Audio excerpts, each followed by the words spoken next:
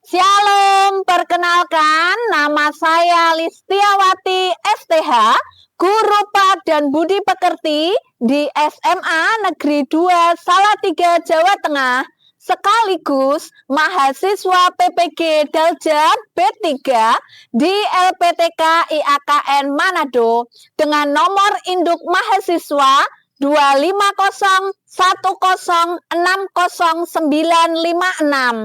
Pada hari ini, Kamis 9 Oktober 2025, saya akan melaksanakan praktik pembelajaran di SMA Negeri 2 Salatiga untuk uji kinerja pada kelas 11 dengan tema komunikasi keluarga. Selamat menyaksikan. Shalom, selamat pagi anak-anak. Shalom. Apa kabar hari ini? Sehat, luar biasa. Haleluya.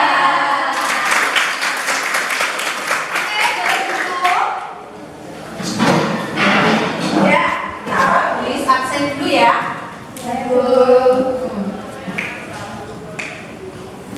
Amelia hadir. Anggi.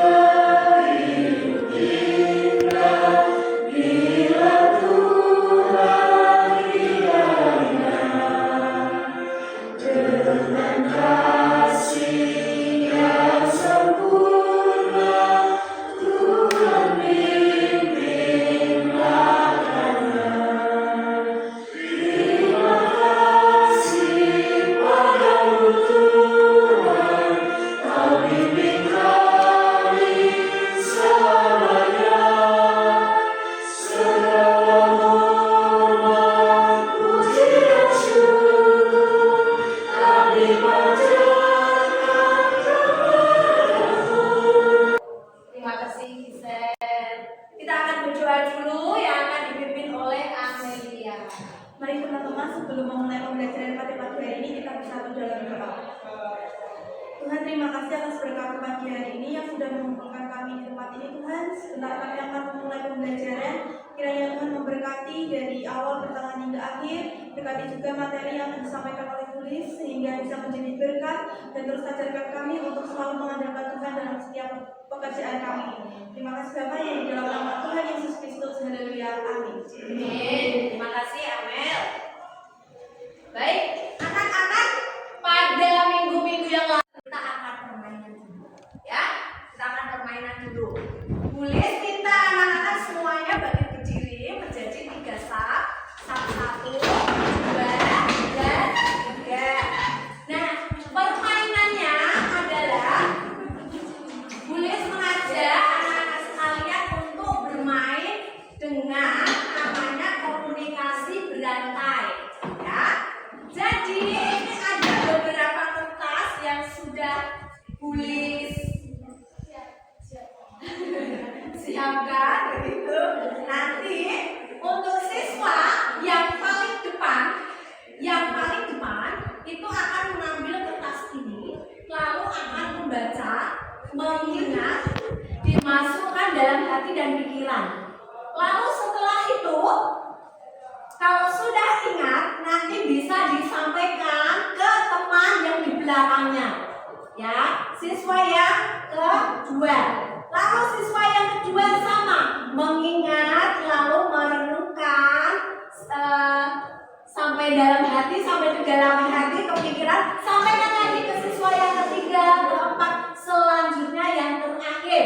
Ya, dan yang terakhir itu nanti akan maju ke depan dan menyampaikan apakah yang di kertas yang sudah dibaca tadi, yang sudah direnungkan itu sama. Ya, kemudian dalam permainan ini anak-anak itu dilarang berbicara. Jadi menyampaikannya adalah hanya dengan berbisik di telinga.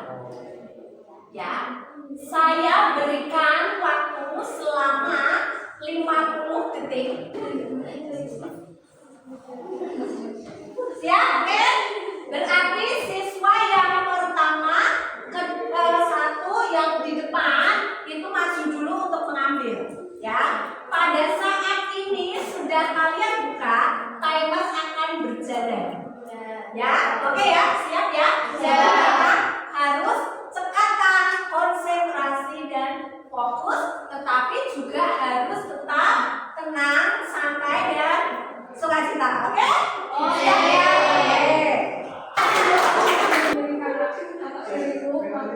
Ya, oke.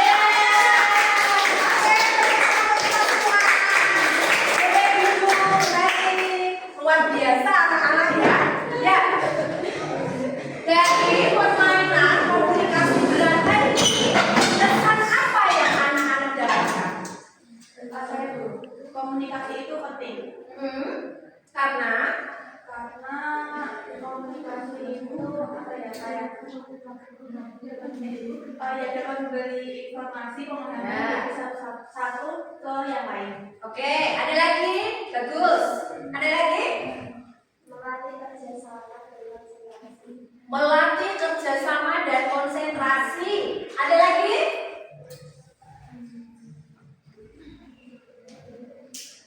Ya, oke, sudah ada aja. Baik, dari permainan tadi kesannya sudah. Lalu kemudian yang menjadi kesulitannya apa? Dalam permainan komunikasi berantai tadi. Waktu, oke. Kemudian konsentrasinya, oke. Penyampaiannya, lalu itu yang menjadi kendala ya. Terus apa lagi? Pendengaran, iya. Jadi terkadang apa yang kita tangkap lalu disampaikannya berbeda. Anak-anak, pada hari ini kita akan belajar bab 4 tentang komunikasi di dalam keluarga. Ini sangat penting sekali. Nah, sebelum masuk ke materi, Bulis mengajak kita semua untuk membaca Alkitab di dalam Efesus pasalnya yang keempat, ayat 25 sampai dengan yang ke-29. Efesus pasal yang keempat, ayat 25 sampai dengan yang ke-29. Yang sudah ketemu katakan amin. Amin. Boleh membaca ayat yang ganjil ya. Anak-anak membaca ayat yang benar dari ayat 25 sampai 29. Demikian bunyi firman Tuhan. Karena itu buanglah dusta dan berkatalah benar seorang kepada yang lain, karena kita adalah sesama anggota. Apabila kamu menjadi marah, janganlah kamu berbuat dosa. Janganlah matahari terbenam sebelum padam amarahmu. Dan janganlah beri kesempatan kepada iblis. Orang yang mencuri, janganlah ia mencuri lagi, tetapi baiklah ia bekerja keras dan melakukan pekerjaan yang baik dengan tangannya sendiri, supaya ia dapat membagikan sesuatu kepada orang yang berkekurangan. Janganlah ada perkataan kotor keluar dari mulutmu, tetapi pakailah perkataan yang baik untuk membangun, di mana perlu, supaya mereka yang mendengarnya beroleh kasih karunia. Ya, temanya apa? Komunikasi keluarga. Nah, pada materi ini tujuan dari pembelajaran kita itu ada 4. Yang pertama adalah mendesain komunikasi yang sehat di dalam keluarga. Tentu kita semua ingin bahwa keluarga kita komunikasinya itu baik dan sehat ya. Baik, yang kedua, mengidentifikasi peran masing-masing anggota keluarga dalam komunikasi. Yang ketiga, merancang pesan atau kalimat ajakan untuk membangun komunikasi di dalam keluarga. Yang keempat apa? Menuliskan atau memobilisasikan hasil pemikiran melalui presentasi kelompok. Mengapa komunikasi itu penting di dalam keluarga? Karena setiap hari kita berkomunikasi ya. Mengapa? Ya, Terjadi konflik supaya tidak terjadi konflik antar keluarga. keluarga. Oke, pertanyaan kedua. Apa akibatnya jika komunikasi di dalam keluarga itu tidak sehat? Oh, Yunika dulu, nanti baru Amen. Karena bisa menimbulkan pertengkaran, rasa curiga, ataupun membuat keluarga menjadi lengkap dan dengan konflik. Oke, Amen. Bisa apa ya, kayak kadang tuh jadi masalah, terus bisa ya dengan Tuhan itu bisa jadi dan sebagainya. Ya, oke. Baik, selanjutnya yang ketiga. Bagaimanakah firman Tuhan itu mengajarkan kita berkomunikasi dengan benar? Yang kita baca tadi. Teks. Bagaimana? Tuhan mengajarkan firman kepada kita di dalam komunikasi. Ya, Jadi firman Tuhan yang Yesus 4 ayat 29. Janganlah segala perkataan kotor keluar dari mulutmu, tetapi katakanlah perkataan yang baik untuk membangun di mana perlu, supaya mereka yang mendengarnya boleh kasih karunia. oke. Komunikasi keluarga adalah proses pertukaran informasi, pikiran, dan juga perasaan antar anggota keluarga. Baik itu ayah, ibu, nenek, kakek, adik, kakak, keluarga besar semuanya. Yang jelas adalah seluruh anggota keluarga untuk membangun pemahaman bersama. Model komunikasi di dalam keluarga itu ada 4 hal dan ini sangat penting sekali. Yang pertama adalah diskusi di dalam keluarga. Dan yang kedua adalah doa bersama. Ini sangat penting sekali. Yang ketiga, cerita sebelum tidur. Oke, good. Yang keempat adalah simbol dari dalam. Apa itu? Yaitu menggunakan kode atau tanda khusus yang dipahami oleh anggota keluarga itu sendiri. Nah, masing-masing keluarga pasti memiliki simbol-simbol tersendiri untuk bisa diterapkan dalam anggota keluarga dan yang sudah disepakati bersama. Ya, itu model komunikasi dalam keluarga. Lalu selanjutnya adalah fungsinya sekarang. Kalau tadi kita sudah belajar modelnya, sekarang fungsi. Fungsi dari komunikasi keluarga. Satu, apa? Ini sangat penting sekali. Supaya apa? Menumbuhkan rasa saling percaya dan mengasihi antar anggota keluarga. Ini akan sangat penting sekali. Yang kedua, menjaga keharmonisan. Apa itu? Mengurangi konflik melalui keterbukaan. Jadi, kemudian yang ketiga adalah memberi dukungan emosional. Jadi itu menjadi sumber kekuatan di saat kita sulit. Jadi saling membantu, saling memperhatikan. Oke? Yang keempat adalah membentuk nilai dan karakter. Ini sangat penting sekali. Jadi menanamkan norma dan ajaran iman Kristen, iman kepada Yesus Kristus. Oke, baik.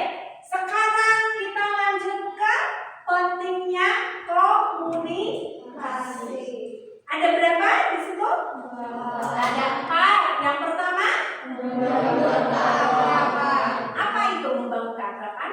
Menjadikan keluarga sebagai ruang aman dan nyaman. Aman dan nyaman. Siapa yang lebih senang kalau berada di rumah?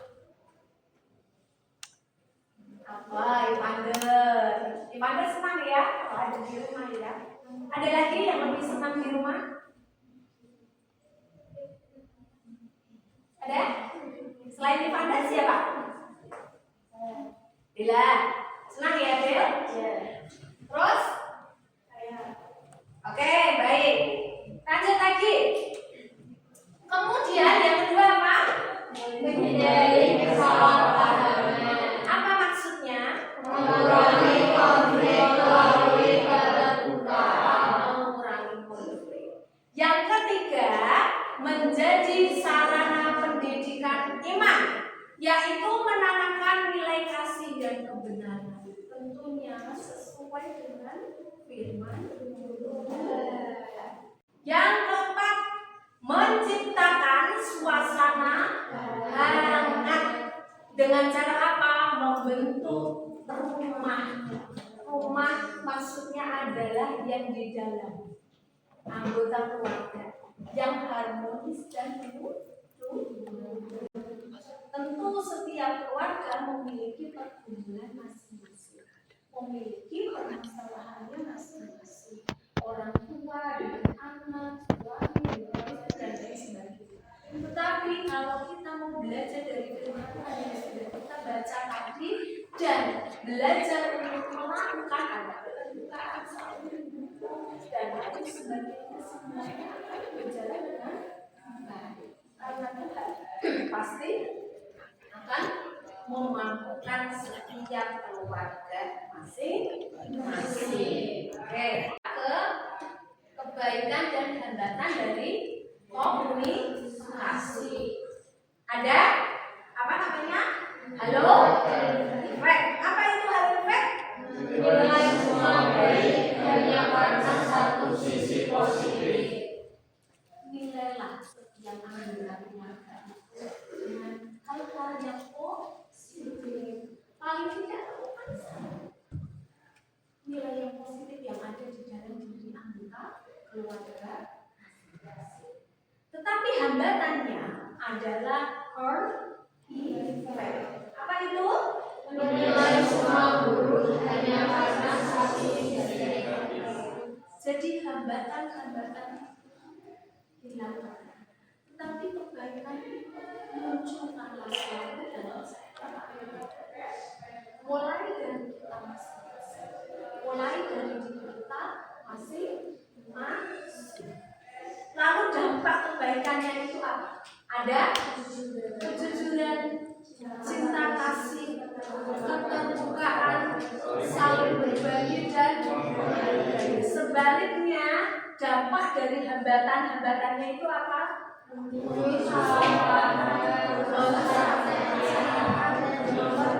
Konflik. Kalau sudah konflik itu menjadi besar dan tidak terselesaikan itu tidak baik. Tetapi kita diajarkan oleh firman Tuhan untuk selalu yang baik. Kembali mulai dari kita masing-masing. Jadilah dekat untuk anggota keluarga masing-masing. Ya. Lalu kemudian, nah tadi kita sudah baca dasar Alkitabnya supaya dalam komunikasi di keluarga itu baik. Dasar Alkitabnya dari Efesus pasal 4 ayat 12 sampai 29. Apa saja? Berjujur, kemudian gunakan kata yang membangun, bukan merusak. Lalu dari Yakobus pasal 1 ayat 19 sampai 20, cepat mendengar, lambat berkata-kata dan lambat untuk marah. Oke, baik. Cara membangun komunikasi yang sehat. Ada apa? Jujur dan terbuka. Sampaikanlah itu dengan kebenaran dan kasih. Yang kedua, saling mendengar. Berikan ruang untuk setiap suara dalam anggota keluarga. Ketika ada yang berbicara, dengarkanlah yang bijaksana. Ketiga, kendalikan emosi. Hindarilah kata-kata yang bisa melukai anggota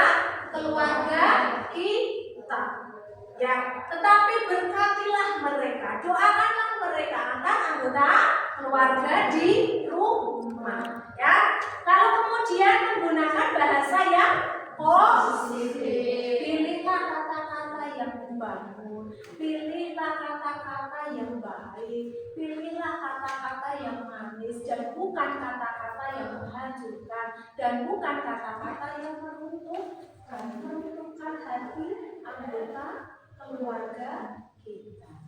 Yang terakhir dalam membangun komunikasi yang sehat dalam keluarga adalah membuat ajakan yang positif. Dari kita bisa sebagai anak, sebagai kakak bisa kita membuat ajakan yang positif untuk keluarga kita. Doronglah anggota keluarga kita untuk berkomunikasi secara sehat.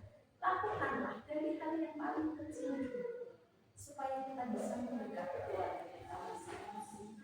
Yang tidak mudah, tetapi Tuhan akan memampukan kita untuk melakukannya. Ya. Kemudian selanjutnya ada contoh praktis sekali. Apa itu yang pertama? Waktu khusus.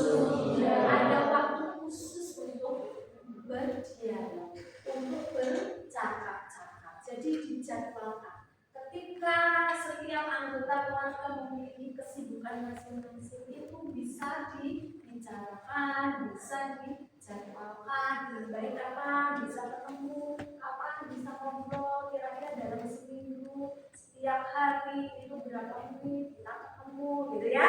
Percakapan setiap hari. Yang kedua, menggunakan kata yang membangun. Hindarilah kritik yang menjatuhkan. Tetapi berkati, karena kita diajarkan oleh Tuhan untuk memberkati. Yang ketiga adalah komunikasi keluarga. Ada program dalam komunikasi di keluarga masing-masing. Mungkin ada agenda mingguan, gitu ya. Mungkin dibuat program untuk sekedar refreshing bersama dan yang lainnya, agenda yang lainnya. Ya.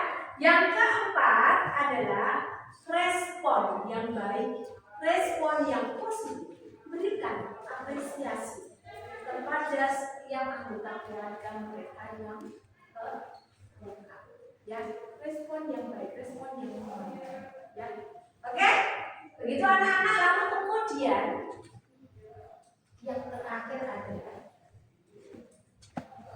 sebagai penutup dalam materi komunikasi keluarga, 3 hal yang perlu kita lakukan dan lakukan. Bahwa komunikasi itu adalah kunci dari semua dalam keluarga. Ya. Tanpa komunikasi, maka kasih itu akan sulit ditunjukkan. Yang kedua, terapkanlah nilai kasih dan juga pengendalian diri. Jadikanlah komunikasi itu sebagai sarana membangun iman dan membangun persatuan dan membangun kesatuan hati di antara anggota. Yang ketiga, mari bangun komunikasi keluarga itu dengan kejujuran dan kasih sesuai dengan firman Tuhan. Baik, Budista akan memutarkan sebuah video. Ini gambaran pria idaman zaman sekarang, tapi kenyataan berkata lain buat saya. Saya Ihsan dan saya hanya seorang supir. Sudah 1 tahun saya bekerja di keluarga ini dan banyak yang saya mencoba perjalanan saya.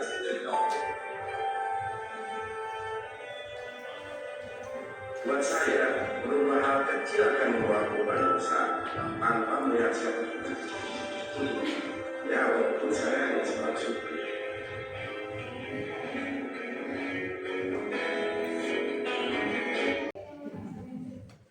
Dari video pendek itu, kesan apa yang didapat? Apa? Perubahan kecil bisa membuat cara yang kurang komunikasi di komunikasi. Ya, oke. Semangat? Semangat. Semangat? Semangat. Semangat sekarang.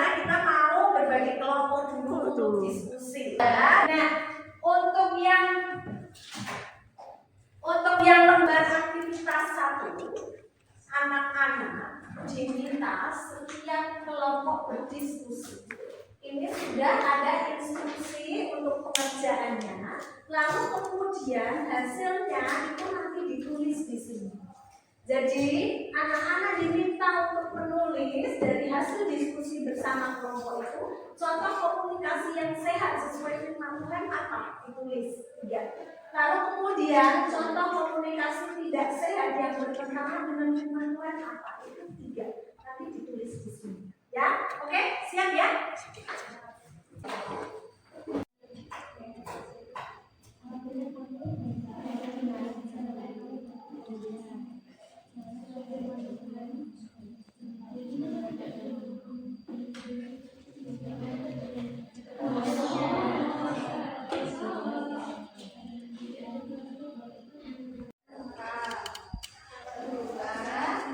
Ada doa bersama dengan keluarga. Doa bersama.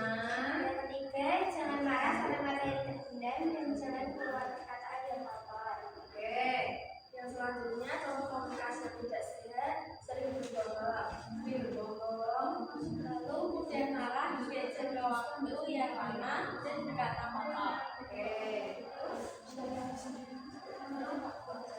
Oh, dan berkata kotor ya. Oke, good. Berikan tepuk tangan dulu. Anak-anak, tulis ingin sekali 1 atau 2 siswa menceritakan tentang komunikasi di dalam keluarga kalian masing-masing selama 1 minggu ini. Ya, 1 atau 2 siswa. Siapa? Boleh. Ada? Sini? Dalam 1 minggu ini. Ya, berdiri di tempat kita.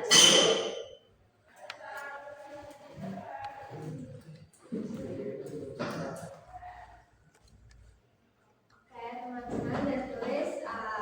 Jadi komunikasi saya dengan keluarga selama seminggu ini itu mungkin lebih berkomunikasinya sama mama karena papa ada keperluan kerja di luar pulau, terus kakak juga kuliah di luar kota. Jadi komunikasi dengan papa dan kakak itu biasa lewat video call dan secara langsung.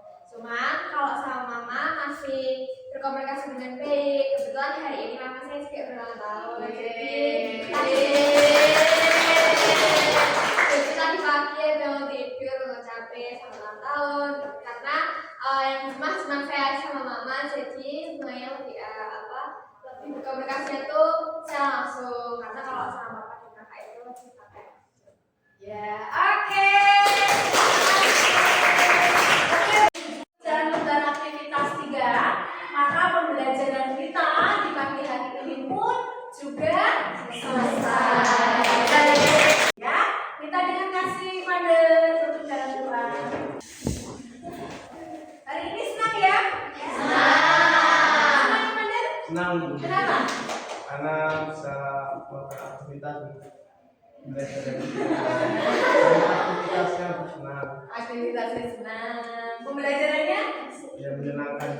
Menyenangkan. Ya, kita berdoa ya dipimpin oleh Pander. Mari kita berdoa. Terima kasih Tuhan atas berkat pada hari ini kami dapat berkumpul di tempat ini untuk melaksanakan pembelajaran agama. Kiranya materi yang telah disampaikan oleh Buddhis dapat kami pahami dan benar kami mengerti. Benarkan juga kami dari kelas yang masing-masing untuk melanjutkan aktivitas pembelajaran kami. Dan juga dapat menyertai kami